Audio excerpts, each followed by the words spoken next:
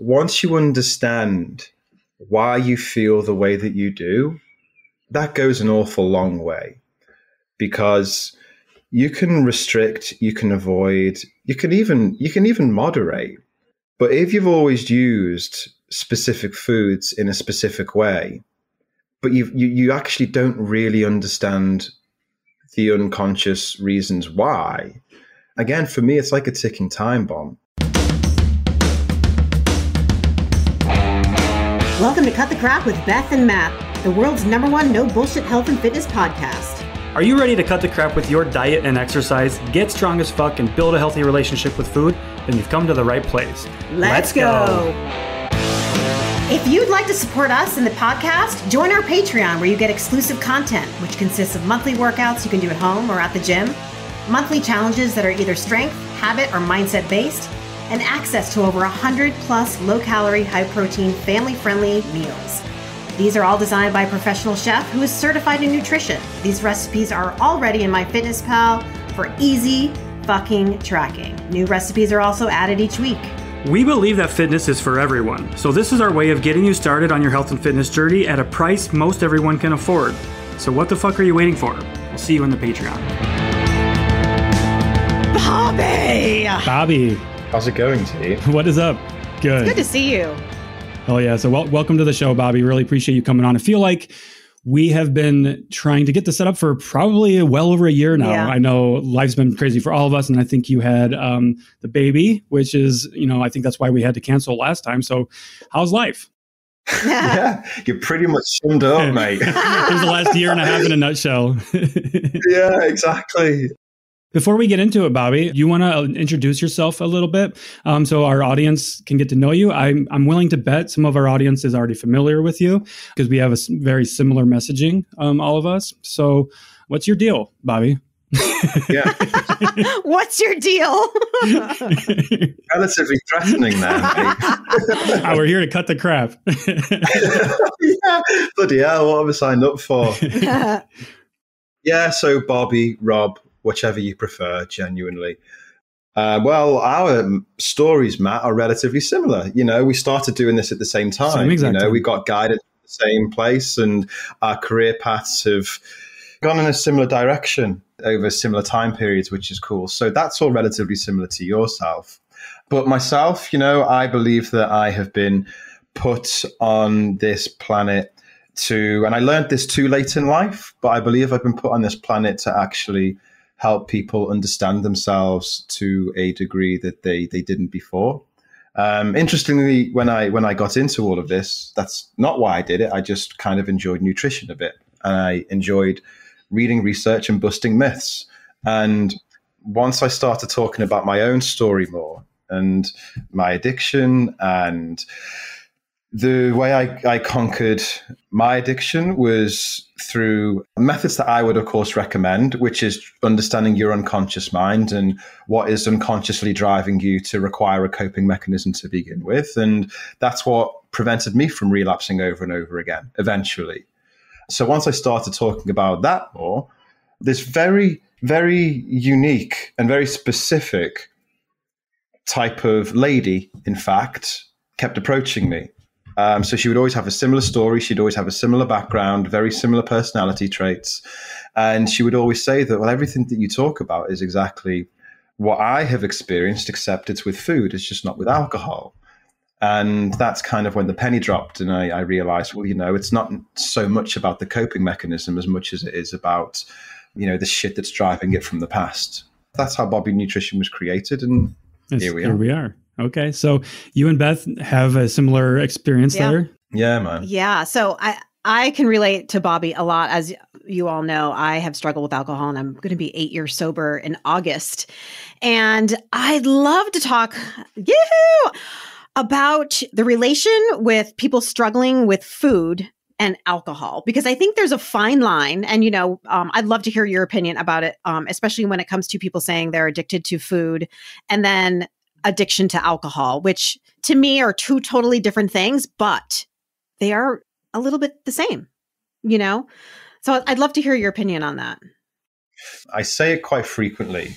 It depends, but if I was to stroke it with a general brush, I would say that food addiction is very different to alcohol in that, you can live without alcohol.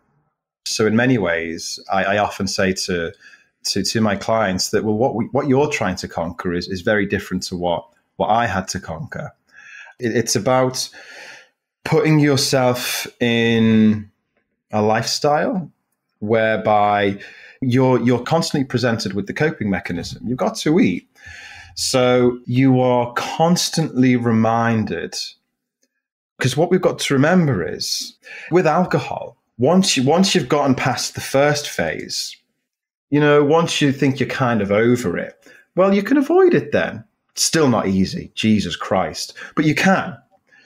Whereas with food, there's a constant reminder there. So the acceptance, I think, is the difference. The acceptance that you need to have when it comes to the food side of addiction, there needs to be much more emphasis on that, because you've got to accept that you're going to have to eat these foods on a regular basis, and the places that food might take you, the shame that it might take you to, it's always potentially there, which is a good and a bad thing, because the bad thing about it is, well, it's always fucking there. Right? So that's the danger. But the good thing about it is that it's always there, which means that you're exposing yourself to the fear more frequently. Swings and roundabouts. What about you? I feel the same as you. I think they're completely different. But when I say that, I get a lot of pushback, and almost to the point where it's very like anger, because although, yes, we do need food, right, to survive, people are like, but there are those things that I just can't stop. And it's like an out of body experience. But it's like, okay, that's more like a behavioral addiction really than like a physical, like your body needs it because you're going to go into have delirium tremens if not. So it gets me in the feels, because I understand the struggle with having that, addiction, but really it is different. Mm-hmm. I don't call other coaches out. I think borderline, I was kind of that coach, because what we often hear is, you're not addicted to sugar. You're not addicted to sugar. And it's like, dude, this woman, Linda, 55 years old, she's not trying to say that she's got her head stuck in the sugar jar. That's not what she's saying. We know what she's saying. She just can't articulate herself properly. What she means is there are certain foods that are tasty as hell and she just can't stop eating them. So I think what we need to do is we need to stop coaches need to stop stroking their egos a bit just to try and feel right. Damn, I feel like you're coming after me right now, Bobby. Because I'm definitely one of those coaches that say that, right? There's a big difference between I think the struggle that a lot of these people have is the articulation of it. Really, what they're really getting to is that they can't stop feeling bad. Right. And so the sugar, the shame cycle helps with them feeling better then, right? Yeah, exactly. And then the argument, which I understand as well, the argument then is, but it's still a conscious choice. And it is, it is. When you reach, that is sort of in between conscious and unconscious choice, right? But in the end, you still have to go and reach for it. It's not like a thought, but we have our 95% mind and we have our 5% mind. And that prefrontal cortex, that 5% mind, well, it's called 5% for a reason, because it's only responsible for about 5% of our daily brain activity. And that part of our brain is there for conscious choice. It's there for strength, motivation.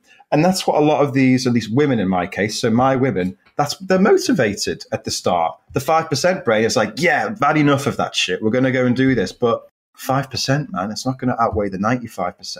So if you've got so much trauma, for example, which is going to be sat in that 95% emotional side of our brain, it's always going to win the battle in the end. So yeah, you can be motivated and then make that conscious choice, say, I'm not going to do that. But when it's been habitual for so long and it's ingrained in that 95% mind, it's only a matter of time. It's a ticking time bomb before that 95% wins. That's why I say it sort of sits in between the conscious and unconscious choice. Yeah. Yeah, definitely. So conscious versus unconscious. So, or subconscious. So how can people start getting in tune with that 5% of their brain to start, mastering their mind? That's the age-old It question. is. I always like to We might solve world peace right now. Right. yeah, people in the comments are like, I'll do a video. And then they'll say like, okay, how do I get over it? It's different for everybody, of course. Again, it's Yeah. tons of awareness building and healing your traumas, confronting your trauma, sitting with your emotions. It's not going to be solved overnight, and it's not something that's just going to be just never have that food again, right? Because we would all agree, I think, that's not the answer. It's just avoiding that food, never having it again. So then, of course, the how is different for everybody, because everybody has been through their own shit, and everybody's got their own stuff that they need to continue to process, and stuff they've been kind of, hiding from. And when you start doing that, it's very ugly. It can be traumatizing all over again. So if you don't have a good support system in place and you start trying to go down that road, you could really open up a can of worms. Yeah, it's necessary. But that's what people are scared of, But it's like the age-old saying, it's like growth is only on the other side of fear. It sounds cheesy, but it's true. So I think whenever I'm asked that question, the fundamental first part, I'll speak from my experience anyway, is that once you understand why you feel the way that you do, that goes an awful long way, because you can restrict, you can avoid, you can even moderate. But if you've always used specific foods in a specific way, but you actually don't really understand the unconscious reasons why, again, for me, it's like a ticking time bomb. So in the case of the lady that I would work with, it's more often than not, it's childhood trauma that's driving everything, and it's not necessarily just food that's the coping mechanism. It is, but food is kind of like the final coping mechanism. You have food at the far end of the spectrum. That's the final coping mechanism, but that's used to cope with the other coping mechanisms. And these other coping mechanisms are like the socially accepted coping mechanisms, which are, in the case of my ladies, people pleasing, perfectionism. They're the main culprits. So, where does the people pleasing and where does the perfectionism come from? Well, their values. We don't choose what our values are. We can later on in life, but, Jesus Christ, if I just said to a lady who has struggled with body image or focused on her body image her entire life and just said, change how you think about your body, it's never going to work, because it's a value. It's impossible, because it's sat in the 95% brain. So the only way that you can conquer that, to come back to our other point, is by investigating what's sat in that 95% brain. And even that doesn't magically get rid of it, which is what people want. But what it does is it helps you challenge the shame that you've been holding for so long. Because when you've got a society that says that fat people are shit, it's pretty much impossible not to feel a bit bad about that. So when you are then using this coping mechanism over and over again, you're going to feel shame over and over and over again. But once you then realize that actually the reason that I am reaching for this food is because I have spent the entirety of this day saying yes to everyone. And I never even realized it until I had this meeting with you, Bobby, for example. And then we look at, well, what would have happened if you had said no? Like, tell me what actually would have happened. And then we can go through these scenarios and we can challenge these biases that people hold. And then once they realize that, and we're able to then trace it back to what's the best example of childhood that I could think of? It's more often than not that if mum and dad guilt tripped you on a frequent basis, for example, which is very common in my lady's experience, well, we have to think about how a child's mind works, which is that a child's mind doesn't compute things through logic or through an adult's intention, which might very well be good. It computes things through how they are made to feel about situations. So, well, what happens to a child's mind, therefore, when a parent guilt trips you? Well, you think, well, all a child needs is love, acceptance, safety, and approval. They're the four things. You don't need a nice house. They're the four ingredients that a child needs. So then when you guilt trip a child or you give them the silent treatment, children are narcissistic, as Dr. Gabor Mate says. Everything's about them. So if mum's ignoring me or if mum's guilt tripping me, what have I done wrong? I'm clearly not worthy of love. I'm clearly not accepted, and I don't feel safe now. Now, of course, none of this is conscious conversation, but this is all happening unconsciously because children learn through how they're made to feel. So then that manifests. And when you're exposed to all of these relatively subtle experiences over and over and over and over again, millions of times, that's where your value system comes from.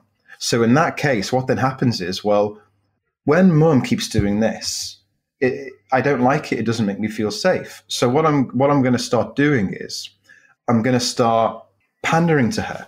Mum, is everything okay? Mum, is everything okay? Or what can I do for you now? Mum's happier now. Cool. I've had the positive feedback. So every time that I now please mum, I'm going to feel safe and comforted by the one person who's supposed to love me unconditionally. Damn, that's fucking deep. I know, right? When a person does that to a kid, the unconscious lesson is that, these are your fucking parents, for God's sake. They are the two people on planet Earth who are meant to love you no matter what. There are no conditions that you cannot receive love from me as a parent. And that might very well be true, actually. But from the child's narcissistic perspective, it means that actually, for me to be loved, it does come with a set of terms and conditions. And these are the terms and conditions that I'm going to have to meet for the entirety of my life. So then this woman, she goes through school, then demonstrating exactly the same types of traits. She then goes into adulthood, doing exactly the same thing. But then, Jesus Christ, there's only so much that a person can take. Because when you say yes to everything and you people please, it's exhausting, man. I think we've all been there to a certain extent. So you need something to cope with that. And this is where it comes back to what we said before. Okay, you could resist the conscious choice to go to eat, but until you have been in that position, feeling that way all the time, you can't you can't just say to somebody, stop being addicted to sugar. Mm-hmm. So how does someone start doing that, though? So they had this childhood trauma, and they go into their adulthood. So what makes them turn to food? You know what I mean? Like, I turn to alcohol. So what makes someone be like, I'm just going to stop eating fucking everything? Yeah. In my experience, it is just a case of circumstance. And it comes back to the point that I made before, which is that we have socially accepted coping mechanisms and we have coping mechanisms that are not socially accepted. So, alcoholism, for the most part, people don't really like it. Understandably, because the ramifications of it are horrific. In my case, it was losing my home. It was my relationship breaking down. It was losing my lovely kittens. It was being found on a park bench on a daily basis at 9 a.m. So it's very understandable why these things are going to be challenged by society, because you're pretty useless to society. Mm-hmm. Being in a larger body is not too dissimilar, in terms of how society looks at you.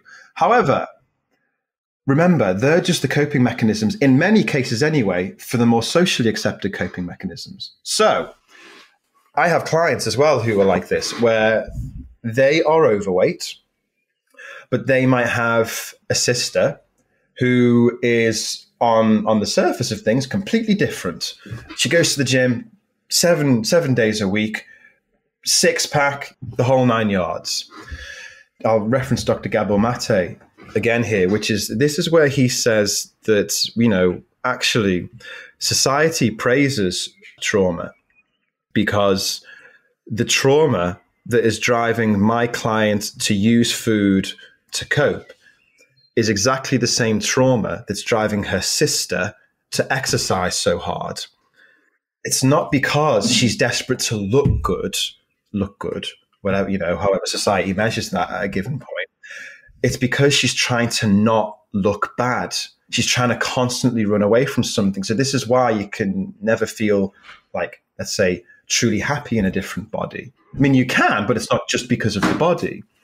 So what we see people that are celebrated for incredible bodies, when actually, if you were to break them open, they're probably doused in the same amount of shame as the people that you, as a society, do not accept. Yeah, it's the behavior, right? Because with one sister, she was coping with the foods that tasted good and made her feel good. The other sister was coping with the dopamine hit of getting into the gym and exercising frequently, and probably the praise she received for her body being so fit and lean.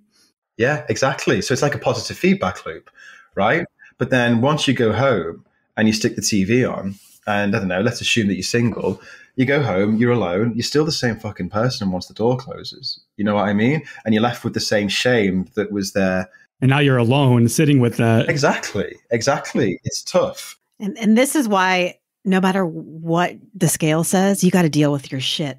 Because it doesn't matter what the number on the scale says. If your, mindset is out to lunch, you're never going to be fucking happy. When the world feels crazy and chaotic, remember that you don't have to. You deserve to take control of your mental and physical health. Cured Nutrition is trying to make it easier for you to do just that. Formulated with their trinity of ingredients, a blend of full spectrum cannabinoids, functional mushrooms, and adaptogens, Serenity Gummies are your answer to finding the calm in every storm. Cured wants you to feel good about feeling good. They took their time formulating their Serenity Gummies. They left out the artificial flavors, sugars, and dyes and replaced them with ingredients that actually live up to their clean label, wellnessy word. I've recently started taking Serenity Gummies at night for my nighttime routine to help me get settled after a long, stressful day, and they've been really easing me into a great nighttime sleep. Right now, Cure is extending an exclusive offer to you, our listeners. You can grab a bag of Serenity Gummies for 20% off by visiting www.curednutrition.com/CTC and using the coupon code CTC at checkout. That's CURED nutrition.com/CTC and coupon code CTC at checkout to save 20%. Protect your peace and pop a gummy. What do you guys do with the scale? Do you tell the clients to throw it out the window, or do you say it depends? I think it's very individual. Yeah. Yeah, I agree. Some people, we just stop using it altogether. Some, but we never not try to understand why they have that poor relationship with the scale, right? Because there's a reason why they have that negative relationship with the scale. Maybe for years, that was the only way that they were good or bad. That was the only way they received praise, was like, oh, you dropped 5 pounds? Cool. You're doing amazing. You're worthy now. You gained 10 pounds. Oh, wow. Like, you fucking suck. Of course we know that's not true, but that's just one example. That's the perfectionism conversation coming up again. I think perfectionism is the number one killer when it comes to a poor relationship with the scales. It's that all or nothing mentality. Because there is nothing in between. You're either a worthy person or you're an unworthy person. So it would be wonderful if there wasn't that unconscious attachment to what being worthy means. But everything that a perfectionist does, it carries this really deep meaning with it, which, this is what a lot of coaches and personal trainers, and they don't have to, because it's not their job to, for God's sake, and they don't understand.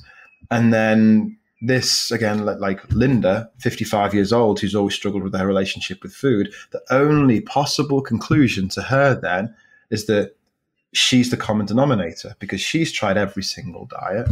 She's the one that keeps getting everything wrong.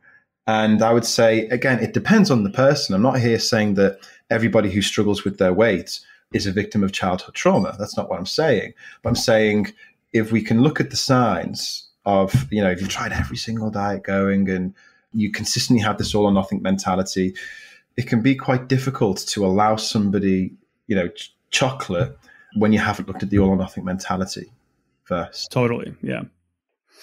So can we backtrack a little bit, Bobby? Because I would love to hear more about your own experience with your addiction and kind of getting clean, and how did you turn that around? Was it a series of events that I think you alluded to there, or was it like one event in particular, like, this is fucking it, I can't live this way anymore? Yeah, there were plenty of relapses. I will go further back, but I think the thing that changed it all for me was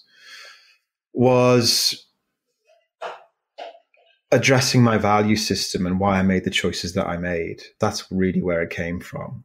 Because avoidance, kind of repeating myself here, but avoidance, restriction, as you guys very well know, it's not a great way of doing things. Now, don't get me wrong. Of course, with alcohol, eventually you want to avoid it, right?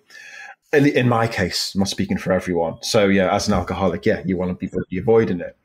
But This is why AA didn't work out for me very well, because the AA places that I had experienced, I'm not saying this is across the board, but in my experience, it was very avoidance based. It was very, do not hang out with that person if they drink, never walk down the alcohol aisles, and it just didn't sit right with me because it felt like I was sort of relinquishing responsibility somewhat, you know? And again, that felt like a ticking time bomb to me. I was like, well, I'm going to go to these places. And then when I do go, I am going to be exposed to the feeling that they're going to bring up. I can't avoid the feeling. I want to understand why the feeling is there to begin with. I want to be able to face the monster and instead of actually trying to batter him down or run away from him, just try to understand him a bit more. You know, with the old Buddhist mentality, which is, you know, once you welcome that fear in for a cup of tea, the analogy that I try to use is that it's like that, you know, like in a film and you've got the villain, but actually once you understand the origin story of the villain, they aren't really a villain. You know, they're just a bit misunderstood. That's how I see alcohol. So once I approached it from that perspective, that's when the light bulb went off. But to take it back to the depths of it, yeah, it's weird because I'm one of those people that everyone's like, really? You were an alcoholic? Like you're such like a normal like guy, or you're right? like a nice guy. Yeah. And it's got nothing to do with how nice you are or what you look like or anything like that. And that can actually be, in the case of me, it can be a reason to get away with it more because nobody really is aware of it in you and you can hide it a bit better. I grew up very privileged and I am an only child, so I was spoilt rotten materialistically and through love as well. And what that didn't prepare me for was going into the big bad world where stuff is outside of your control and you are going to experience heartbreak. People aren't going to cater to you. Yeah. The world ain't going to care, right? So I didn't have the emotional regulation tools to deal with that. And so, you know, you go to university and at the same time as all of this, I was already an avid people pleaser. You know, I grew up that way. I grew up managing other people's emotions. You know, I was that guy that if you went to like, you know, like a summer camp or something and I didn't quite fit in with people, to get their attention, I would annoy them. You know, I was that little idiot kid, you know, instead of just like talking to someone normally. I was just desperate for a bit of love and a bit of, will you be my friend? Just very desperate. So all of this was feeding into my adulthood. I went to university, did the whole thing. Everyone finds themselves at university, gets drunk too much and what have you. And yeah, everything was kind of fine. That's when I got into nutrition, actually, when I came back from uni. But I think a lot of people make the mistake that there has to be this significant one-off trauma, this significant childhood trauma or an event that can trigger things. And it's not really. It's an amalgamation of your childhood. And it's a slow burner. Before you know it, you look back, you're like, holy crap, am I drinking a bit too much? Well, then you go into denial. I can't be because I've got a normal job and because of this and because of that. This is why I hate the label alcoholic, because when you use that term, there's always a worse alcoholic in your mind. And therefore, because I'm not that alcoholic, well, I can't be an alcoholic, you know? So for me, I had my job still. Well, people who have jobs aren't alcoholics, you know, I've got to be on a park bench. And then before you know it, I end up on a park bench. So yeah, people pleasing my way through my corporate career, and it got into a relationship which just wasn't particularly healthy, but you don't know any better at the time, you know, only seeing my worth through either what was around me materialistically or what was around me people-wise. I'm only worth something if I have a partner. I'm only worth something if I have this, or that. So I did anything to hold on to it. You know, in this relationship, I was cheated on, for God's sake, and I ended up almost being the one that was apologizing for that. You know, that's how insecure I was as a person. So all of this eventually just comes to a head. You know, I was in a career that I didn't enjoy because I had this innate fear of failure. Because remember, I can't regulate my emotions, so it's better just not to try than to try and fail. So all of this just all came to a head. And my mum and dad said to me, "We think you've got a problem." And that happened once. And I was drunk at the time, actually. And that was like the first sort of like, wow, okay, we need to do something about this now. But then I don't think it really changed then. It almost added fuel to the fire. I'm not sure what Beth's experience is like, but it's strange. It's kind of like you when rebelled against that a little bit. Exactly. Nail on the head, mate. Exactly. Like you're at home, you're like, you fancy a drink because maybe you've worked hard today. You feel like you deserve it, right? But then you can't. But then you're trying to prove something to all of these people that think you've got a problem. So then you go into this inner rebellion, which we see with food as well, right? So there's a lot of that in my journey as well. And it got bad. Yeah, I wanted people to give me an intervention, but if you were to tell me I was drinking too much, I'd be like, you're fucking crazy, and that I would drink more. Yeah. Twisted. The ego wasn't ready for it. We had to have an ego death. Yeah, no one can tell me that I'm doing something wrong, but I have to. Really, we have to get sick of our own bullshit. Yeah, and I'm not sure what Beth's story is like with this, but for me, I've asked myself this quite a lot, and I think I'm just very, very lucky because I was still just trying to get away with quite a lot. I'd hide my drinking. So once I was sober, I actually wasn't. So in my journey of recovery, it was really a case of the first phase of sobriety that isn't sobriety is really the sobriety that you can show the world as opposed to genuine sobriety. So I'd be sober to everyone, but, I was still drinking, in my own time away from people and nobody would know about it. And probably drinking pretty hard then as a result of that, right? Yeah, of course. And I think a lot of people that I speak to who are in recovery, that's one of the things they struggle with. And what they say, well, I'm at home now. I could drink and I could get away with it. And that's the fundamental difference, in my opinion, between a truly sober person who is there and isn't quite there yet, which is what it means to you. Like I'm going to start getting emotional now talking about it, because when I see people that are they're right there, they don't know it though, but they're so fucking close to being at that. They just need a few more weeks or months to prove something to themselves, that actually their value isn't dependent on what other people think of them. Their only value is worth on what they think of themselves. Once your head can hit the pillow at night, and that's just your truth, nobody can convince you otherwise, I don't think you'll ever drink a drop again, because you can't buy that. You can barely learn it, for God's sake. And that's why I consider myself really fortunate, because I think it's almost like the stars aligned in a way, that I met Jess at a certain time. And then I found a passion in all of this stuff. I consider myself lucky. So sometimes I don't like to put myself as this beacon of sobriety, because I overcame it, but a lot of stars aligned in the right way for me as well. I found my purpose at the right time. I found Jess at the right time. And if I didn't find those things, I'd love to say that I would have gotten over it by myself. And I think that I would have, but I might not have, So I think to people listening, if you are struggling with whether it's food or drink, I'm not saying that to condone it. I'm saying that to let you know that the reason that you're doing it still, it's not because you're weak or because you're lazy or because you're stupid. It's because you just don't understand yourself yet, or the reasons why. Well said. And you said something there too a few minutes back about drinking, after everybody's gone to bed or when you're alone. And because we see that same behavior with food.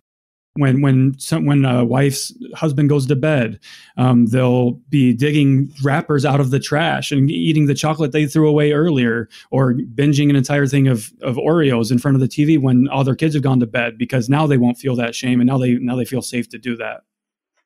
So you're right, it's just a different vice in a way. Right. To come back to Beth's point at the start, the coping mechanisms matter. Mm-hmm. They are different. They've got different ramifications. They treat your body differently. People look at you differently depending on which one that you use. But I remember attending a talk once of an ex-addict. Great speaker. He was so enticing. He was fantastic, so energetic. And he said something that I think really holds true, which is that you take any addict. And by the way, I believe in some way, pretty much all of us as a society are addicts of something, just maybe not something, that we might be able to see, for example. We're all addicted to pleasing. We're all addicted to something. But the typical addict, you break every single one of them open, and they have one thing in common, and it's always shame. It's always shame. because, well, where does shame come from? Well, shame is a consequence. Shame is a consequence of the metrics of success that have been determined for you at childhood.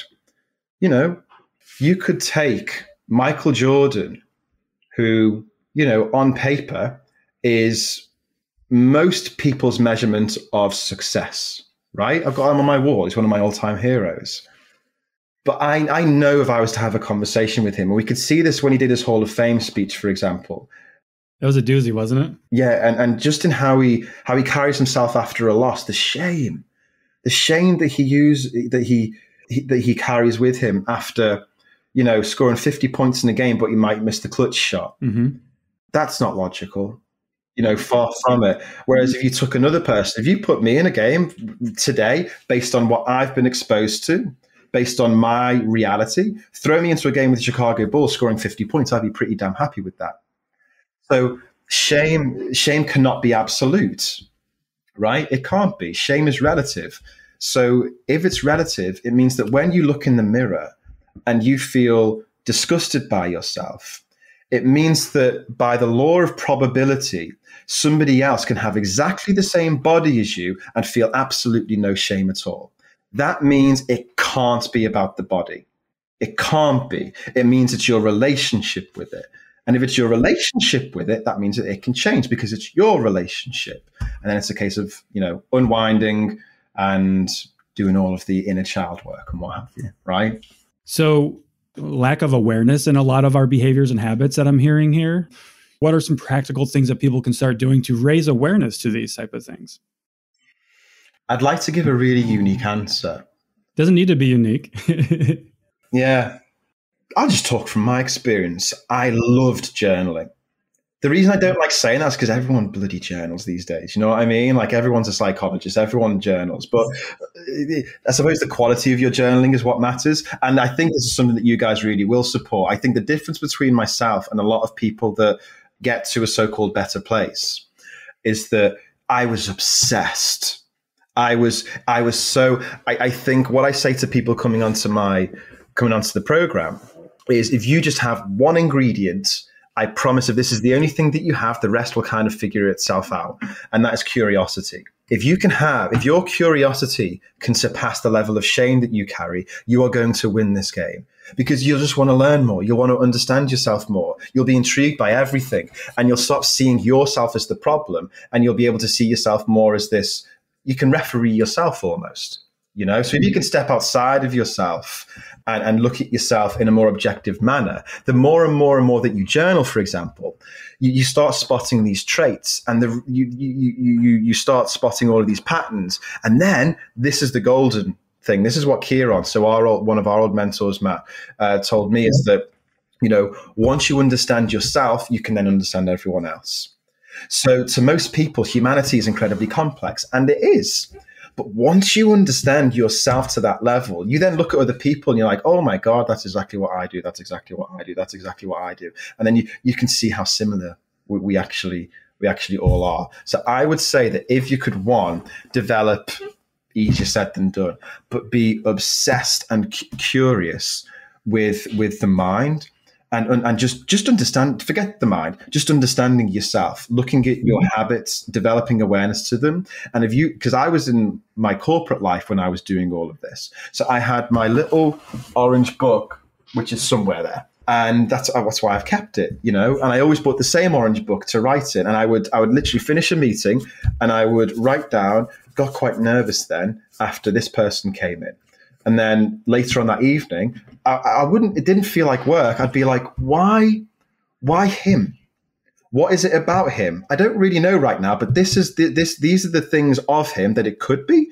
And then you do that again, and you do that again. You do that in this situation, that situation. And then before you know it, what at first starts as this minefield, actually, you can start segregating all of your personality traits into like categories almost, you know.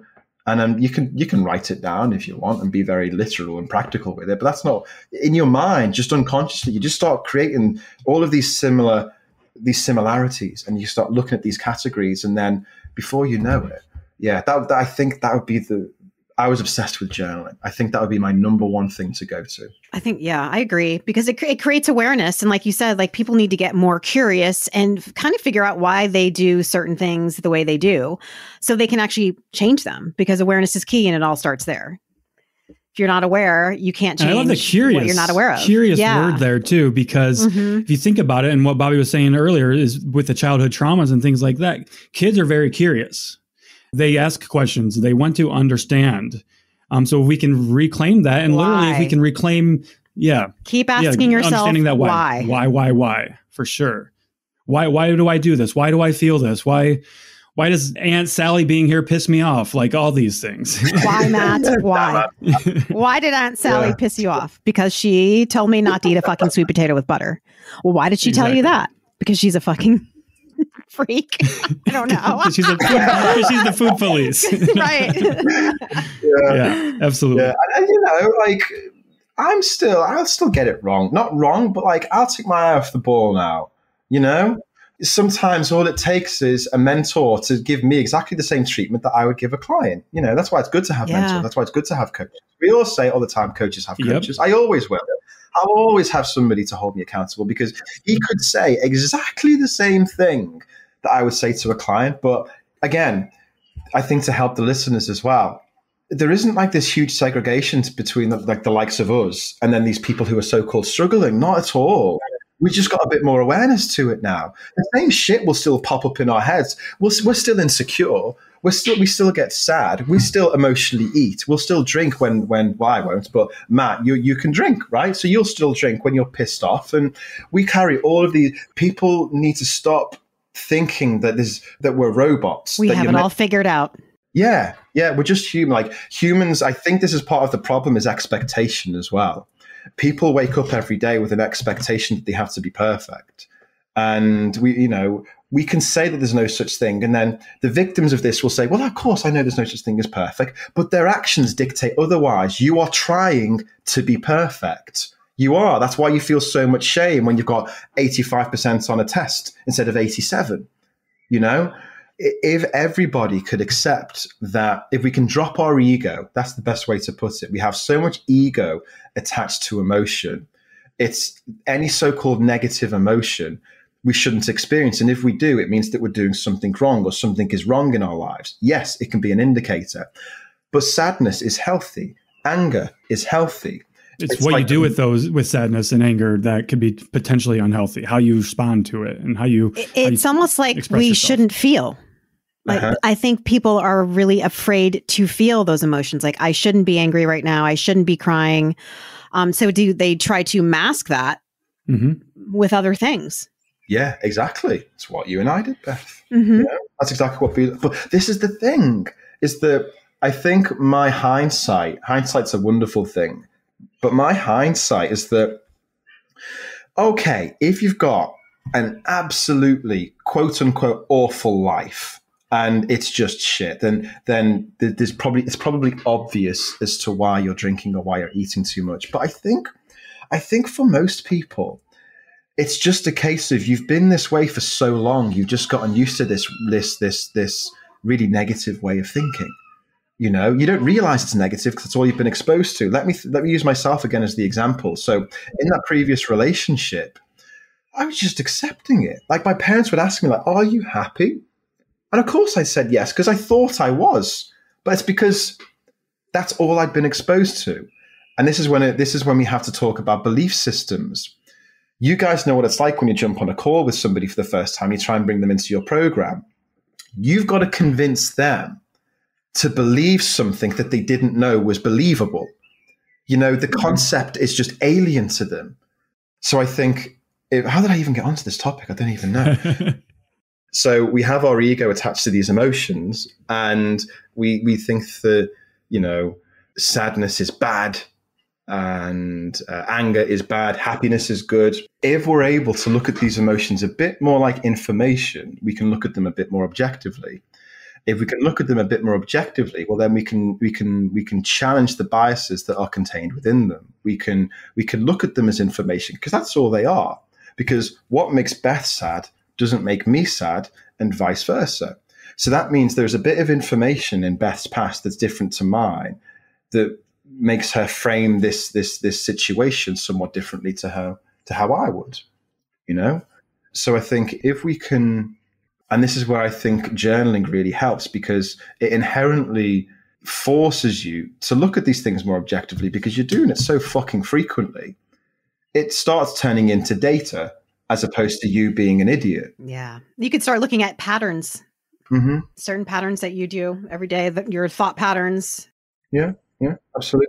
Absolutely. Especially if you're doing things like journaling your food, because then if you're journaling your food, and like something that we recommend with our clients, like with mindful eating, right? Taking the mindful approach to eating is if we're journaling our food, but we're also at the same time as we're journaling that food, we're journaling our emotional state, our feelings, our surroundings, what we're doing, how we're talking to ourselves. We journal all of those things. Now we've got a connection. Now we've got these trends, and now we can pinpoint why we're feeling this way, and why we're turning to food or alcohol or whatever it might be in your situation. And now you can start getting to the bottom of fixing that and getting to the root cause rather than masking it or treating the symptoms. Yeah, exactly. And I think, again, it's okay to emotionally eat. Yeah, agree. Yes. It's not realistic to say it's it's normal to emotionally eat. Exactly. You know? Exactly. You know, again, we're not robots, we're human. Just not 5 million times a day. Yeah, exactly. Right. So when we need other coping mechanisms too, other than just right. food. Like, when it's the only thing that you do, yes, exactly. You know, if it's the only thing that you can learn, then we need to ask some questions, right? Same with anything. But yeah, it's okay to emotionally. I say it to clients often, which is that you can be damn sure that, you know, if I've had one of those days, which to be honest, this day wasn't far away from, it's only speaking to you lovely people that my day has brightened up somewhat. But when those days just happen, and maybe you haven't meditated like you normally do, maybe you haven't set your daily intentions like you normally do, because the world just comes your way and you cannot control it and you couldn't have foreseen it coming. And sometimes that means that you are left emotionally heightened. And once you are emotionally heightened, once you are triggered, you can't think your way out of that. You just can't. Once your physiology is responding, once your nervous system has said, okay, this is a fear, you need to do your way out of those things. You can't think your way out of them. Again, something that our old mentor taught me, and I've remembered very closely. So yeah, give yourselves like a break, you know. Like I emotionally, when I've had a bad day, I'm gonna order a pizza, man. Like give yourself some fucking grace. For me, who doesn't love a good pizza after a hard day? Or myself personally, it's fucking Taco Bell. Like I love giving me some Taco Bell when I've had a bad day. I had Taco Bell, right? We went to Vegas because I've never been to anywhere in America aside from Vegas. And I went to Vegas. I had Taco Bell. I was extremely disappointed. So I'm not sure it was a bad chain. It was a bad franchise, rather. Well, to be fair, I mean, Taco Bell, you're not going there to get a 5-star experience. You're getting a half-star experience if you're lucky. Right. It's definitely like, it's good drunk food. Yeah. Taco Bell is like gourmet when you're hammered, but it is. Yeah. Bobby, we got a few minutes left here. So if people want to learn more about you, if they like what you have to say, how can they connect with you? And do you have any offerings, any resources to help people on their journey? Offerings. Do you have any sacrifices? Right? Do you have any offerings? A lamb, perhaps? It's in the shed. I've got some offers, maybe. Offerings, I'm not 100%. Okay. So in terms of finding me, it's not, I think people are quite wary of approaching the likes of us on Instagram because they think they won't get a response. You'll always get a response from me on Instagram. So if you just want a genuine conversation at Bobby Nutrition, just throw me a message. You'll get a response. Unless it's something like, you know, unless you're promising that you can grow my fucking Instagram following for like, you know, then I'm not interested. Stop messaging us that, please. Yes. Please. Yeah. So find me on Instagram. That's going to be your best bet. And then we have a Facebook community as well, which is completely free. And at the moment, myself and my team, are very heavily in that. We've got Q&As, we've got webinars on a monthly basis.